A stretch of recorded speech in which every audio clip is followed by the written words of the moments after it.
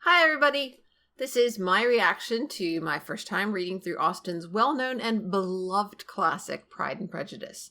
While I'm familiar with the characters and the general plotline due to references to them and their influence on other works, I haven't seen any of the film adaptations either. This video covers Volume 3, Chapters 1 through 5. Folks, it ain't getting better. This one was kind of a slog. Volume 3, Chapter 1.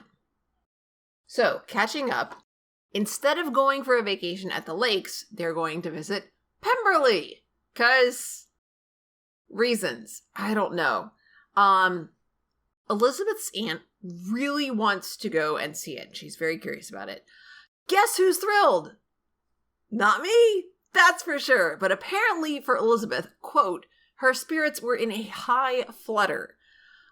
I really have no idea why she's so curious about this house. It's a fancy house. Who cares? I mean, sure, sometimes people share, oh my god, this perfect treehouse or something, and these albums cross my feed on various social media, and sometimes I'll look at the pictures, but like, to go to somebody else's actual house? Like, go there, not to visit the person because you know them and you want to spend time with your friend. No, because they have a fancy house. They're not even there. I mean, ew. I could understand if it was a public building and the person was head of state or something like that, like the governor's mansion or the White House or Buckingham Palace or something like that. But Mr. Darcy isn't. He's just some ridiculously wealthy private citizen without, apparently, any sort of security system to keep the rabble at bay. Different times, I guess. Blah, blah, blah. It's pretty. Mr. Darcy can hire really skilled landscapers who know not to just mow everything down and put up lots of rhinestone-encrusted garden gnomes. Starting to skim. Ugh. So the housekeeper says that Mr. Wickham has turned out very wild, but rhapsodizes about Mr. Darcy and his sister. Of course, we're supposed to trust her judgment. The voice is well developed, but it's so heavy-handed. The more it goes on, the less I care. They go to leave, and surprise, surprise! Who should actually turn out to be on the property but Mr. Darcy himself? And he comes over to greet them. Awkwardness galore. He finally leaves, and Elizabeth berates herself for bad judgment in coming there, completely ignoring the fact that she was pressured into it by her aunt. I guess it's understandable because it's easy to forget something like that when you're feeling miserable about yourself anyway. And she keeps thinking about Mr. Darcy. I don't care. They go walking through the grounds, and eventually they see Mr. Darcy again. And he comes over to talk to them, and he asks to be introduced to her friends. And she's all amused and a little smug that, oh, guess what? I have relatives that you won't hate. Ha ha! How many more pages is this?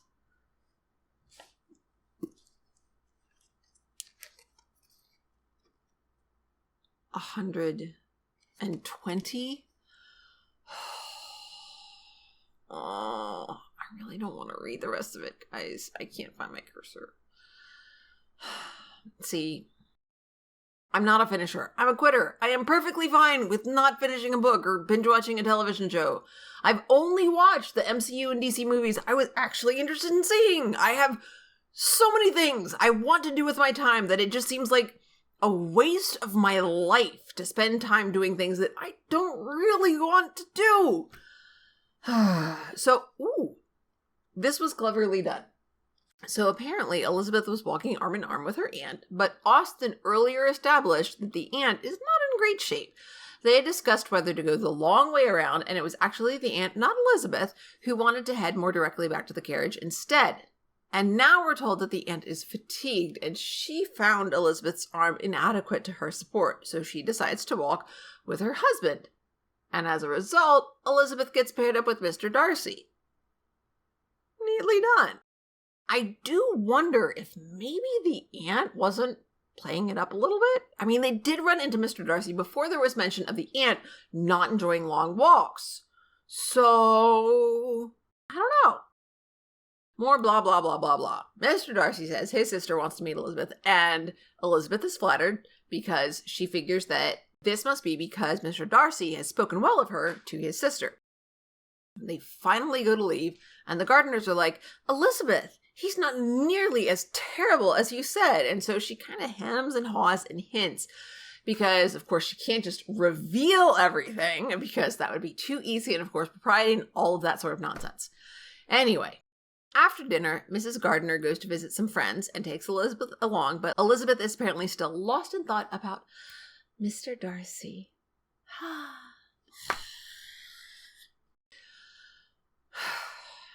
Chapter 2.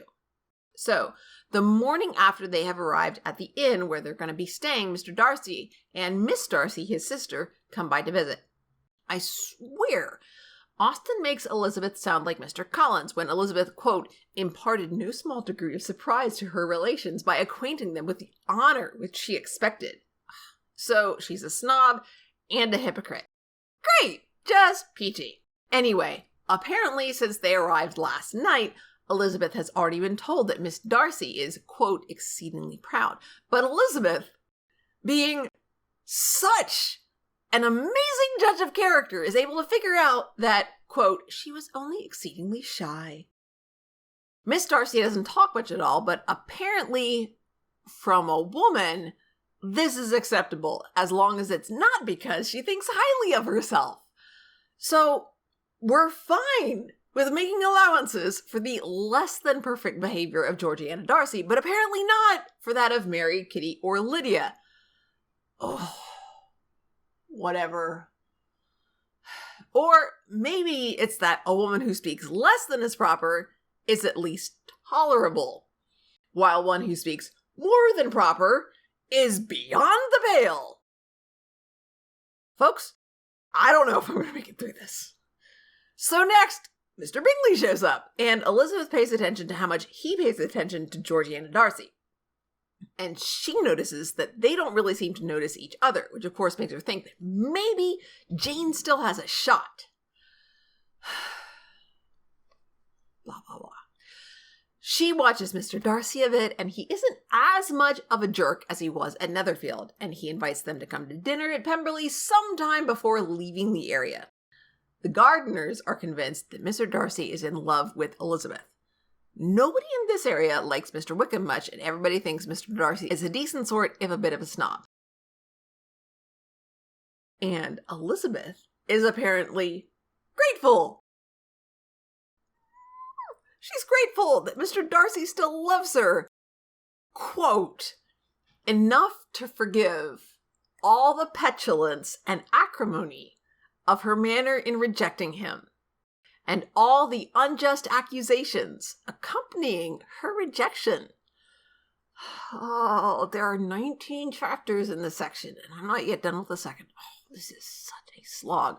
No means no, Elizabeth. Your petulance and acrimony was perfectly justified.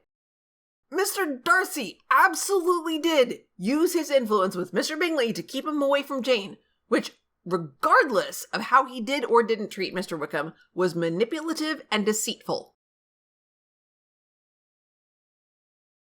And he never even apologized for it. Why? Because he's not a bit sorry he did it. He still thinks your family, your kind-hearted, awkward, well-intentioned family, is crap, with the possible exception of you and maybe St. Jane. But they all decide to suck up to Georgiana's striking civility in visiting them so soon after she arrived at Pemberley by going to visit her the very next morning. Oh, the hypocrisy. Like, we're supposed to laugh and sneer at Mr. Collins when he acts the same way about Lady de Bourgh, but oh no, when Elizabeth and Mrs. Gardiner do it, everything's hunky-dory. Fortunately, we're done with chapter 2. Chapter 3.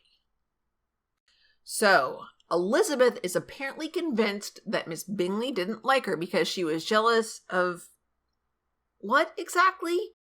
I don't remember, and I don't want to go back and look. I'm confused because Miss Bingley wants to land Mr. Darcy, but it wasn't like he acted the least bit like he was interested in her back when he was at Netherfield. So why would Miss Bingley have been jealous of Elizabeth? I don't remember that. And I'm not looking, so whatever. Anyway, they show up, I guess, after breakfast and sit around and make small talk. Miss Bingley is focused on Elizabeth, and anytime Elizabeth says something, quote, especially to Miss Darcy, it apparently attracts her attention. Like, isn't that why people say stuff? So that other people hear it? I don't know. I don't get it. Whatever. So then Mr. Darcy shows up, because it's his house, and everyone is eyeing him and Elizabeth, particularly Miss Bingley, who is super smiley. Quote, for jealousy had not yet made her desperate. But she does allude to the militia leaving Meryton, and basically asks whether Elizabeth won't feel bad about it. Meaning Mr. Wickham, of course.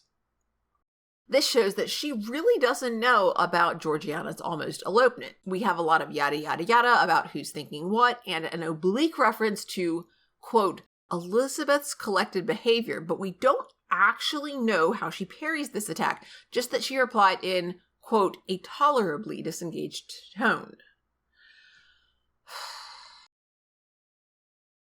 Elizabeth and the gardeners leave not long after, but the point of view stays at Pemberley, where Miss Bingley will not quit trash-talking Elizabeth. Georgiana won't join in because her brother likes Elizabeth, and given that he was right about Mr. Wickham, clearly he's got to be right about everything. She doesn't offer any dissent, though, apparently being so timid. Miss Bingley then makes a direct attempt with Mr. Darcy, despite the fact that she honestly thinks that he likes Elizabeth. As the narrator tells us, this was not the best method of recommending herself, but angry people are not often wise. And Darcy replies by saying he thinks Elizabeth is one of the handsomest women of his acquaintance. Whoopsie! So then we briefly shift to Mrs. Gardiner and Elizabeth, each of whom want to know what the other thinks about Mr. Darcy, but neither one of them willing to bring it up. Chapter 4. 2 more chapters. Just 2 more. I can do this, right? I can do this. I can do this. I can do this. I can do this. I'm sure I can. Oh, hey, it's the thing. Finally, Elizabeth gets 2 letters from Jane. The older one starts out just generally chatty, but the second half apparently has messy handwriting or something because it was, quote, written in evident agitation. This is the one that says that Lydia has run off to Scotland with Mr. Wickham. So, if you don't know, English law at the time required parental consent to the marriage for anybody under the age of 21, which Lydia was, being only 15. Additionally, the marriage had to take place in a church. However, in Scotland, legal marriage only required 2 witnesses, and the couples vowed they were free to marry and wished to do so. Remember that Lydia was in Brighton, where the regiment had gone, staying with Colonel and Mrs. Forster, rather than at home with her family. So anyway, Elizabeth then tears open the second letter, in which Jane says that Mr. Wickham's friend, Denny, said something that implied that Mr. Wickham had no intention of marrying Lydia at all. And of course, Jane says that, quote, no one can throw any blame on the Forsters. Never mind that Lydia was a minor under their care and Mr. Wickham was serving in the regiment for which Colonel Forster is responsible. Jane says that their father and Colonel Forster are going to London to try to find Lydia, and she asks if Elizabeth will get their uncle Mr. Gardiner to help, as Colonel Forster has to return to Brighton almost immediately. Elizabeth dashes to the door, and a servant opens it as she approaches, and whoa! Mr. Darcy is right outside. She tells him she has to find her uncle, and he offers to have the servant find him or go himself, as she seems very upset. She sends the servant off and sits down abruptly. Mr. Darcy asks if she'd like him to call her maid, as he thinks she's physically ill. But she says she's not unwell, just had some really, really bad news from home. And then she starts sobbing. So, of course, Mr. Darcy knows just how to deal with that. Well, it doesn't say, but I picture him pacing, clutching at his handkerchief in frustration, as fancy rich folk tended to do in the old days. Here we go.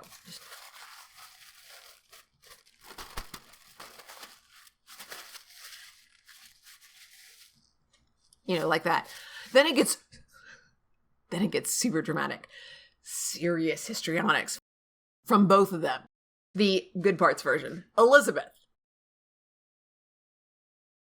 It cannot be concealed from anyone.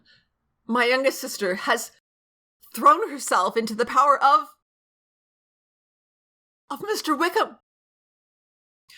She is lost. Forever. I have not the smallest hope. It is in every way horrible. I was afraid of doing too much. Wretched mistake.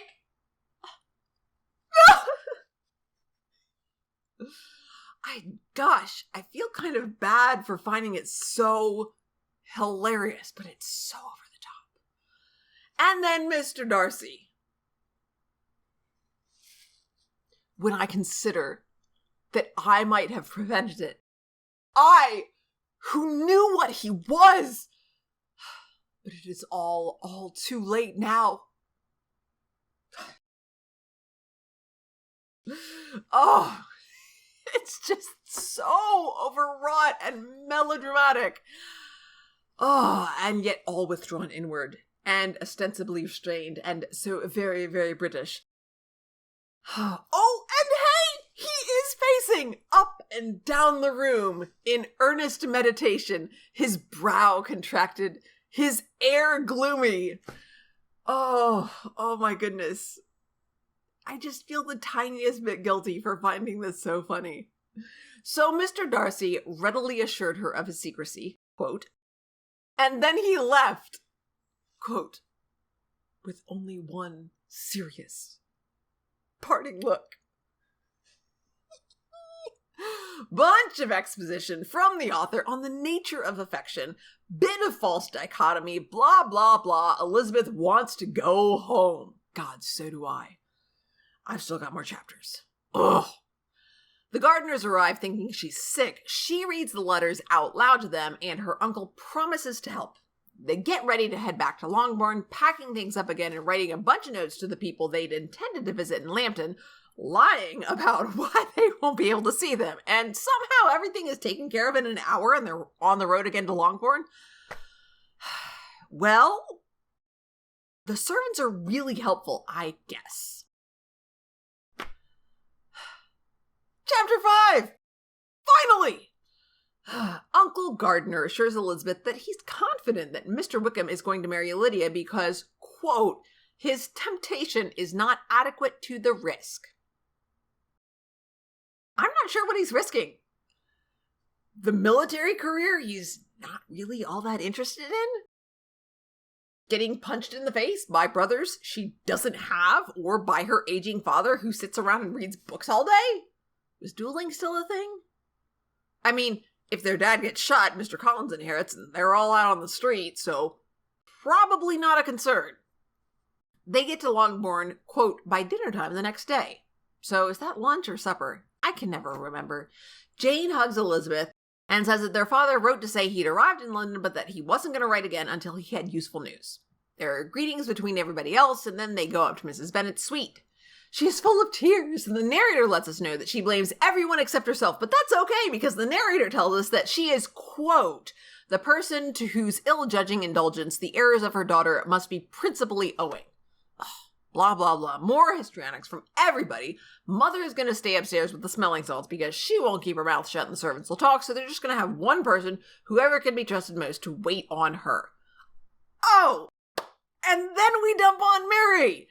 She comes in just to be a self-righteous, judgmental prude. Jane and Elizabeth ditch her as soon as they can so they can go off and talk by themselves. Some expository dialogue, and then Jane shows Elizabeth the letter that Lydia left with the Forsters when she ran away. Mrs. Phillips came by, as did their neighbor, Lady Lucas, both of them offering to help, but nothing is said of what they do or don't know about why the household is in such an uproar. Jane explains to Elizabeth that their father is going to try to figure out which coach they hired and track them down that way. Thus endeth the reading. Okay, so 14 chapters left. It's 5, 5, and 4. maybe it won't be so bad. The big event has happened, and so the plot should move along better. Maybe? Well, I'm always looking for book recommendations and interesting reviews. You can find me on Goodreads at the link down in the description. Also, if you stuck with me this long, thank you. And you might as well join me every other Friday for Readaway, hosted by honest-to-goodness professional YouTuber Steve Shives. If you're watching this when it airs, that means that tomorrow is going to be the very first chapter of our new book, The Other Westmore. So you might not be able to get a copy of the book in time to get the first chapter read, but that's okay. You are still welcome to join us and ask questions. We have some awesome folks in the chat, and we just have a great time talking about books. So thanks so much for sticking around, everybody, and bye. Hopefully there will be a next time. I don't know, you guys. It's getting harder and harder to put up with Elizabeth and Mr. Darcy. I just don't like them. Maybe it'll get better. Who knows? We'll find out next time. Bye, guys!